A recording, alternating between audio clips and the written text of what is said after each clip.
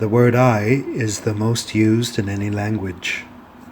But when people refer to this I, who is it they're referring to? Before I share my views on who I believe you are and I am, I'd like you to become more curious about the question of identity, about the question of who you are. I'd like you to take a few moments to ask, to look, to feel. Take a few moments to inquire and meditate on questions such as, what am I?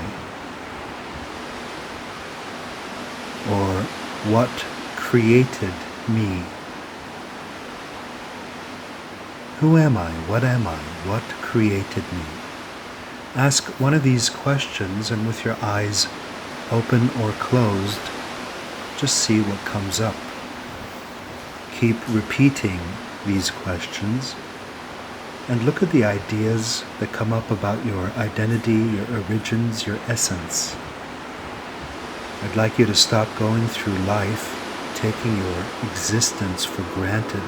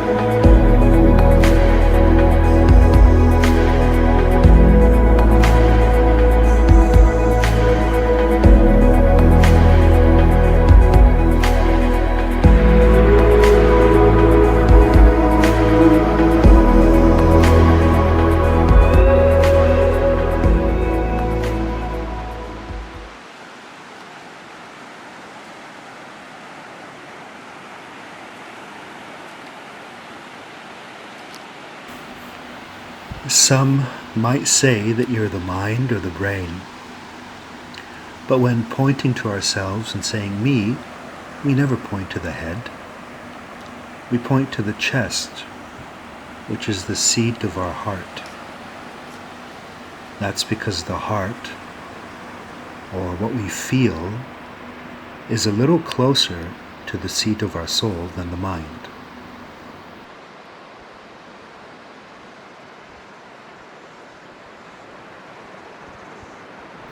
I'd say you're not the body or any part of it. As someone wise once said, looking for consciousness in the brain is like looking for a radio announcer inside a radio.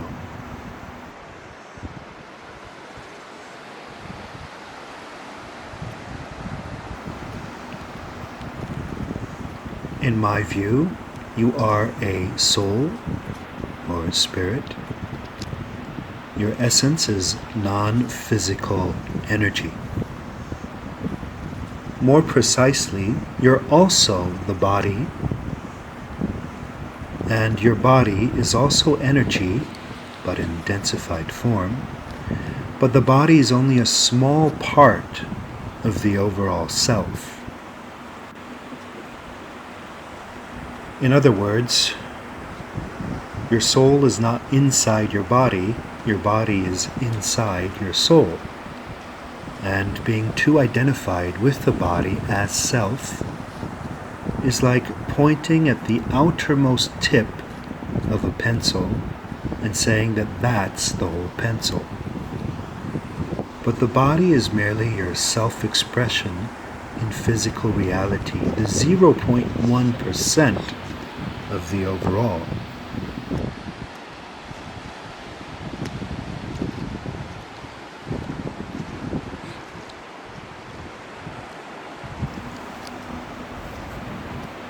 To demonstrate that this is nothing mysterious or esoteric, but quite straightforward and rational, I'd like you right now to notice that, in a sense, you are not that which you observe. There's a separation between the observer and that which is observed. You see, you can observe that table, that computer, that tree, hence there's some degree of separation from those items. Likewise, you can observe both your body and your mind, in case you haven't noticed, and are therefore separate from both.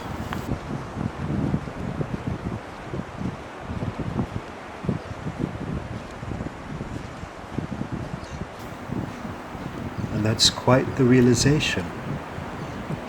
You cannot be the mind or be the body because you can see and feel and experience and observe both.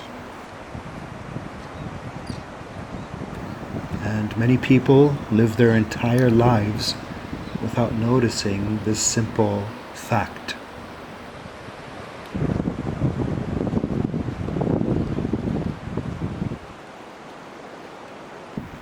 So take a few minutes now to observe both body and mind and ask yourself what it is that is doing the observing. Examine closely who is the witness or experiencer of physical reality, of body, and of mind.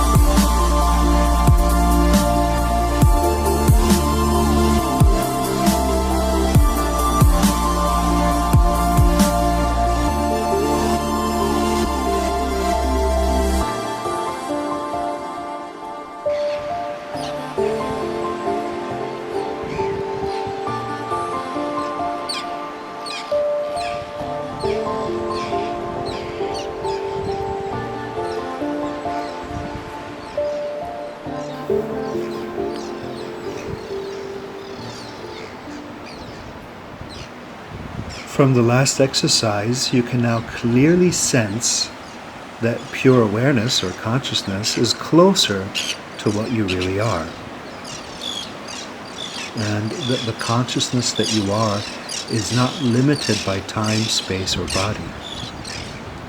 When your attention wanders to the empty space around your body, or to an object on the other side of the room, that is where you are.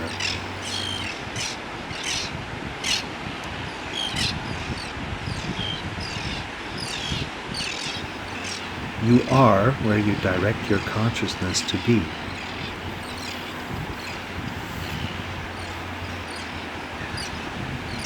Your non-physical self can be demonstrated and felt that easily.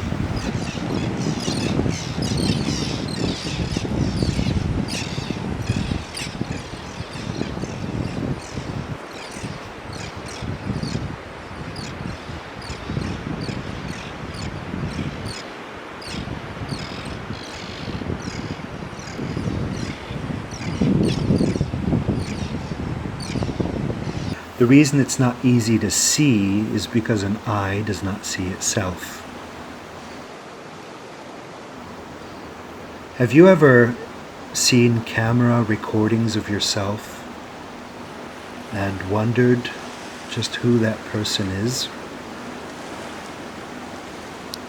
Have you ever seen your passport, which supposedly identifies who you are, and chuckled or wondered just who that is? That's because you are not your name, you are not your body, you are not your job. You are consciousness.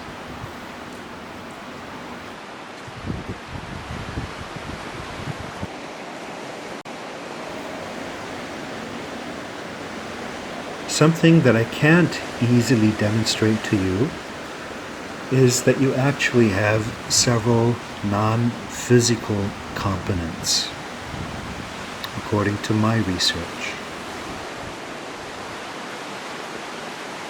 So there's your essence, which is your unique soul or core identity or higher self. Those are 3 words for it. And then there's a doppelganger, a copy of you, which exists exclusively in the astral realm and interacts with other astral beings, which has vision into the astral realm. And then there's your subconscious, which stores all of your beliefs and experiences. The subconscious has no personality of its own and is subject to programming by self and others. It's the seat of your soul that's important. And this seat of your soul, your essence, has the following qualities: will, attention, and the ability to imagine and feel.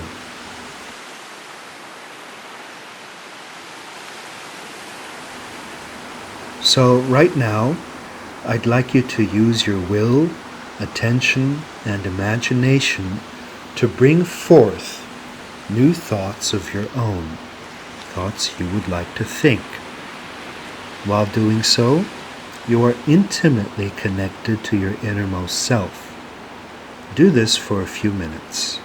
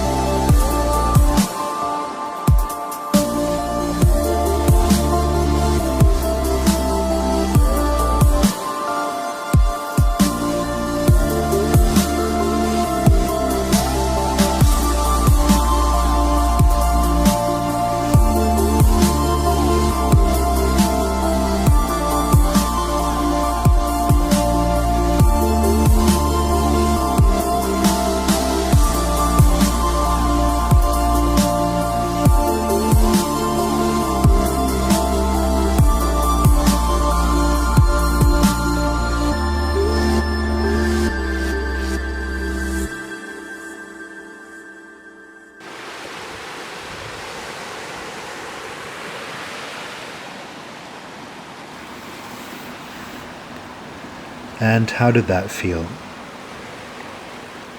Now say out loud, I'm not the body, I am energy.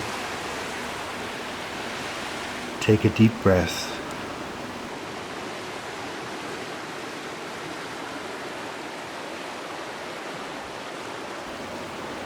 Say it again, I'm not the body, I am energy. And take a deep breath into the stomach. And then a third time, I am not the body, I am energy.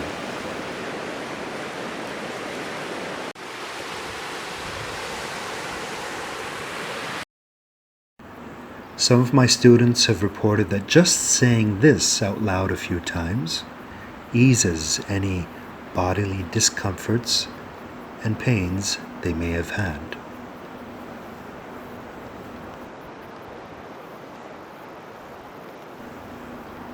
If you are not the body, perhaps you might give a little less attention to it, in that you reduce your vanity a little, in that you reduce your worry and looking for signs of aging, in that you reduce your looking for problems in the body. By all means, take good care of your body, do sports and eat well and clean your body well. But apart from that, I recommend not worrying much about the physical self beyond cleanliness, physical sports, and good nutrition.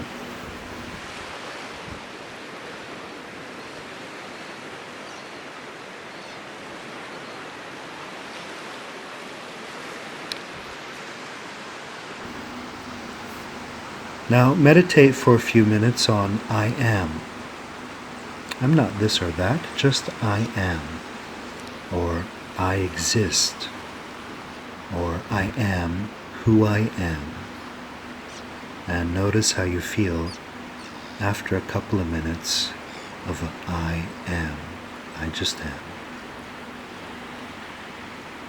I am who I am.